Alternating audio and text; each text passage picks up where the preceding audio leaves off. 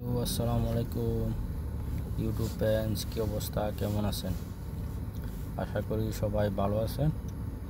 আজকে যে অনেক দিন পরে আবারও ভিডিও নিয়ে আসলাম। আজকের এই ভিডিওতে যে জিনিস নিয়ে আলোচনা করব ওটা হলো অবৈধ বাংলাদেশিদেরকে নিয়ে ঢাকা মার্কিন সামরিক বিমান। অবৈধ বাংলাদেশিদেরকে নিয়ে ঢাকায় মার্কিন সামরিক বিমান। এটা হলো যে নর্মাল বিমানে না, সামরিক বিমানে করে বাংলাদেশে যে যুক্তরাষ্ট্রে আমেরিকা যে বাংলাদেশি থাকে যারা কোনো কাগজপত্র হয় নাই তাদেরকে গতকালকে ভোরে ঢাকা নামলো মার্কিন সামরিক বিমান। ফেরত দিয়ে গেল অবৈধ অভিবাসনবাসীদের বাংলাদেশ এয়ারপোর্টে। তবে এটা কিন্তু আগে ছিল না। এটা হলো ডোনাল্ড ট্রাম্পের যে দ্বিতীয় মেয়াদ বা দ্বিতীয়বারের মতো যখন ডোনাল্ড ট্রাম্প পাস করলেন, ঠিক ওই সময় থেকে পাস করার আগেই তিনি কিন্তু ঘোষণা দিয়েছেন যে যত অবৈধ অভিবাসী থাকবে তাদেরকে নিজ নিজ দেশে পাঠিয়ে দেওয়া হবে। তবে এটা হলো বাংলাদেশের দ্বিতীয়বারের মতো। এর আগেও পাঠিয়েছে 115 জনকে, কিন্তু কালকে যে আসছে ওইখানে বলা হয়েছিল 61 জনকে পাঠাবে, কিন্তু 61 জনকে না পাঠিয়েছে 39 জনকে। সামরিক বিমান করে 39 জনকে পাঠিয়েছে। তবে আমাদের যে বর্তমান যে সরকার ডক্টর ইউনূস সরকার, উনি বলছেন যে যাদেরকে পাঠাবে তাদেরকে যদি সম্মানের সহিত পাঠা, যেমন যেটা আছে মারধর বা হ্যান্ডকাপ পরিয়ে এরকম যেতে না করে, এরকম যেতে ঘটনা না ঘটে। তো এটা কিন্তু আমেরিকা সরকার রাখছে, সবাইকে নর্মালি এই দেশে পাঠিয়েছে, যে কোনো হাত করা ছিল না।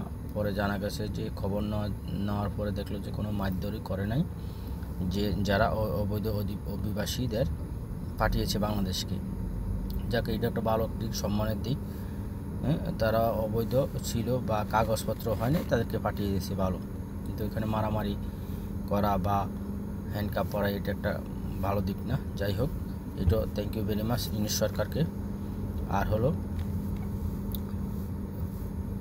এইভাবে দেখা গেছে যে পরবর্তীতে এবার যত অভিবাসী আসেই যুক্তরাষ্ট্রে বা আমেরিকাতে, ওইখানে এইভাবে সবাইকে ধরে ধরে, শুধু বাংলাদেশে না, বিশ্বের বিভিন্ন দেশে, যে দেশে থাকুক না কেন, সবাইকে নিজ নিজ দেশে পাঠিয়ে দেওয়া হবে। তো বাংলাদেশে দ্বিতীয়বার মতো আসছে, তো অসুবিধা নেই। যে দেশের যে নিয়ম, ওই নিয়ম তো পালন করতে হবে সরকারকে, এটাই স্বাভাবিক।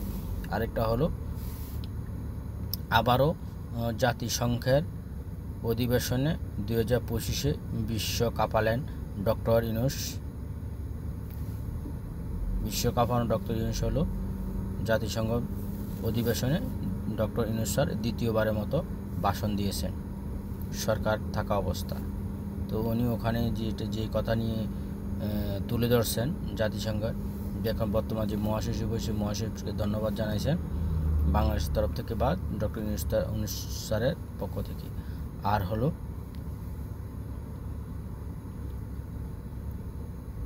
হলো বাংলাদেশের যে জুলাই আগস্টে যে বিগত সরকারের আমলে যেটা ঘটে গেছে, যেটা সোশ্যাল মিডিয়া আমরা দেখছি এবং দেখতে পাচ্ছি এখনও, তো ওইটা নিয়েও আলোচনা হয়েছে জাতিসংঘের অধিবেশনে। তো এটা হচ্ছে যে সরকার এগুলার বিচার করবে, ওই কথা উনি আবার পুনরায় ব্যক্ত করছেন ডক্টর ইউনূস স্যার। যারা নির্দোষ বা যারা দোষীদেরকে বিচারে আয়তা আনা হবে, এটা ডক্টর ইউনূস স্যারই বলছে।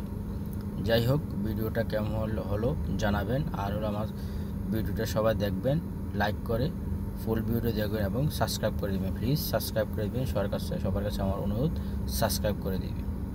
Thank you very much. অনেক দিন পরে সবাই আমার ফুল ভিডিও দেখবেন। আসসালামু আলাইকুম।